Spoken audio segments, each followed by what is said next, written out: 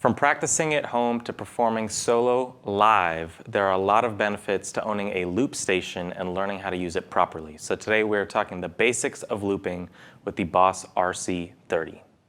Stick around.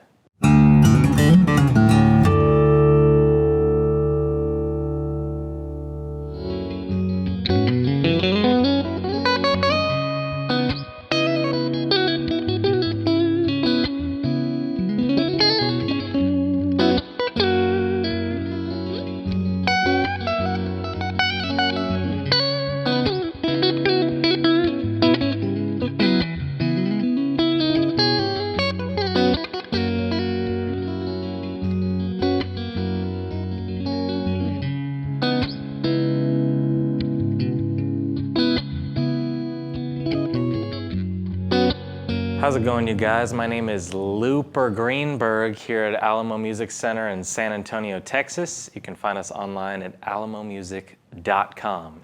And like I said in the intro with a mirrored clone of myself, today we are talking about looping and the Boss RC-30 loop station, which I think is kind of the best of all the different looping worlds. If you saw our top 5 Boss pedals video, you know why I like this one so much. And also, if you saw our practice tips video, I mentioned this as well because it is a great tool for performing, for songwriting, for practicing, and just all around, getting better at guitar. The reason why I like this one and the reason why it made our list for the top 5 Boss pedals, in our opinion, is because you might have seen the RC-1, the RC-3, the RC-300. There's a lot of different looping options that they give you in their line. But this one has 2 pedals, nothing more, nothing less. I think this is the perfect formula for looping because you have 1 pedal to play, 1 pedal to stop. In the single pedal versions, you're going to need to quick double tap in the middle of a song, in the middle of a loop, which is totally fine for practicing or songwriting.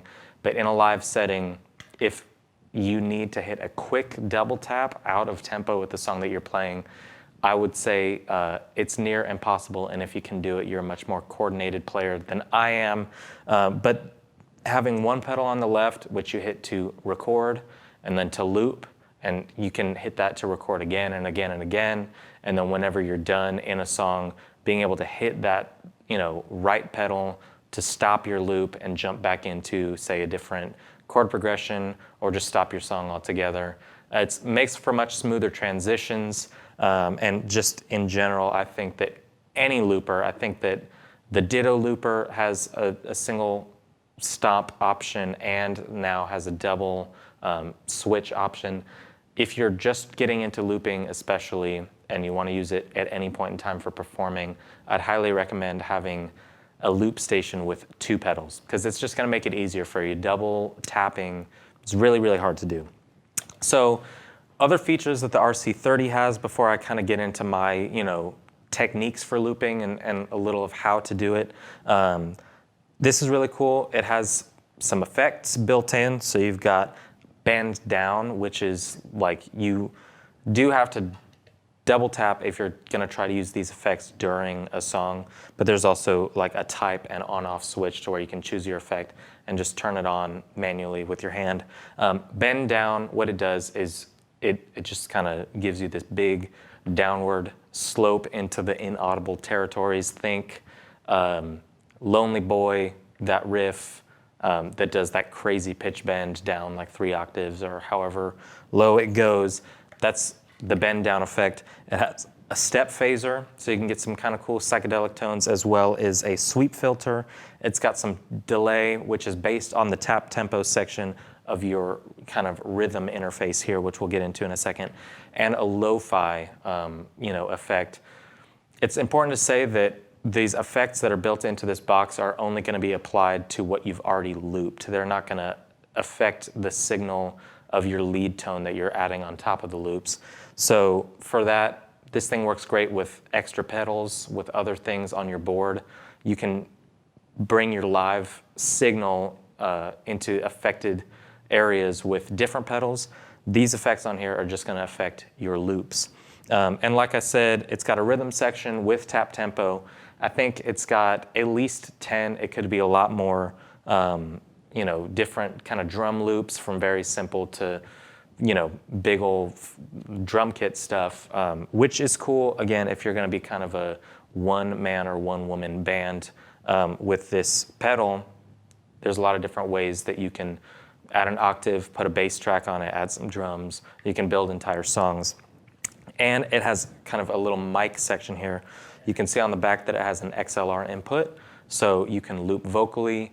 You can sing through this pedal if you're just playing through a one amp, which maybe is not the most advisable, but if you have one input on, say, a PA or an amp, you can add a microphone, you can loop chords, you can add solos, add a bass track, add drums. You kind of got everything in here to build an entire song. The other cool thing about a lot of the Boss looping, you know, pedals that they offer is there's space in here for, I believe it's 99, or I think that's all you can fit, up to 100 with 2 little areas for numbers, but you can basically get 100 loops that you can create, you can save. So if you're building a set list, you can scroll through and recall, you know, every different song in that set, or if you just are writing songs, you make up something that you really like, you can save it so you don't forget it later. And then you can, you know, delete them, you can put a USB in here and download them into a DAW. It's a really cool way of, you know, writing songs, keeping your ideas all in one place. And then for me, in a performance setting, I'll typically loop and then just keep it on the one preset and just delete them in between songs. But if I'm playing live and I really like how something came out, it's easy to just be like, all right, I'm gonna write this, go to the next one, and have a whole kind of area that you can build off of that's slate wiped clean.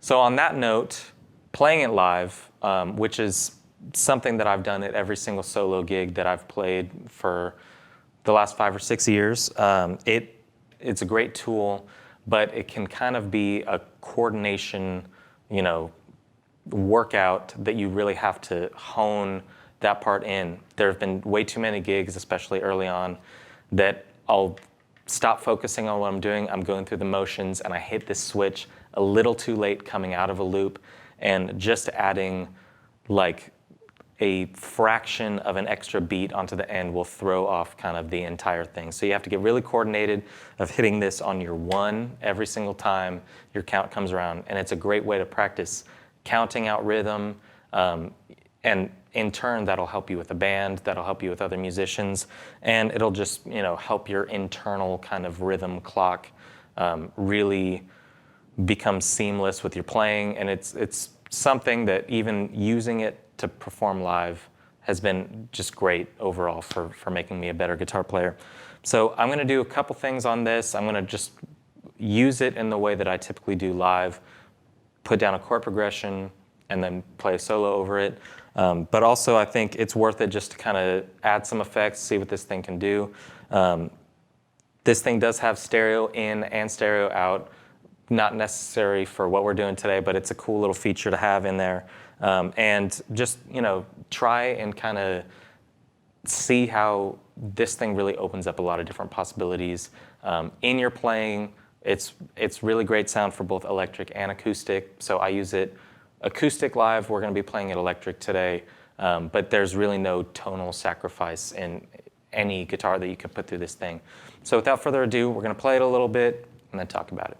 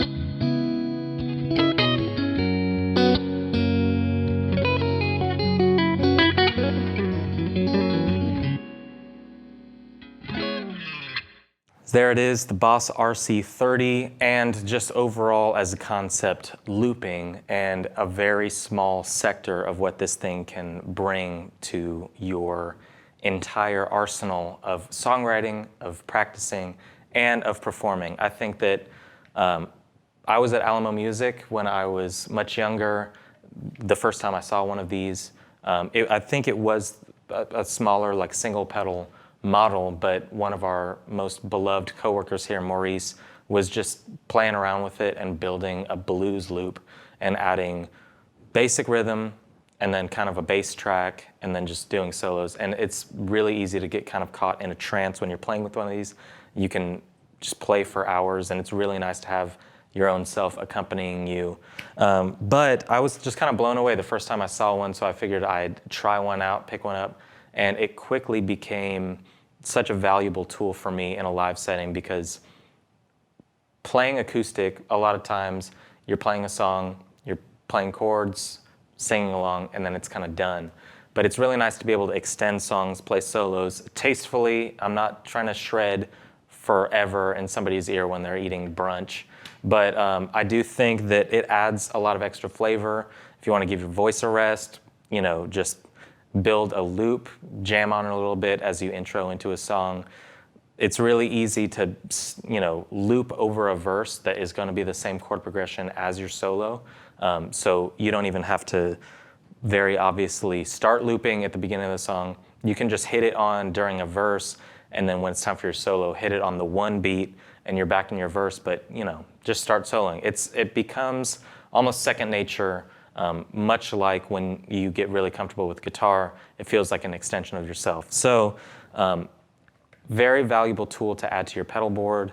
I really hope that I can communicate how much I love this thing and how important it is for anybody to practice your own rhythm, to practice solos, to practice just kind of all kind of techniques that make you a better guitar player. This kind of really opens up a lot of doors. So please let me know in the comments if you have a specific loop station outside of the RC-30 that you like. We'd love to get other opinions, or if you think looping is a dirty scam and I'm tricking people by making them think that I can play all these parts at once without technological help, that's totally cool as well. Just let me know. But either way, thank you guys for watching. Please subscribe to the channel, and we'll see you next time.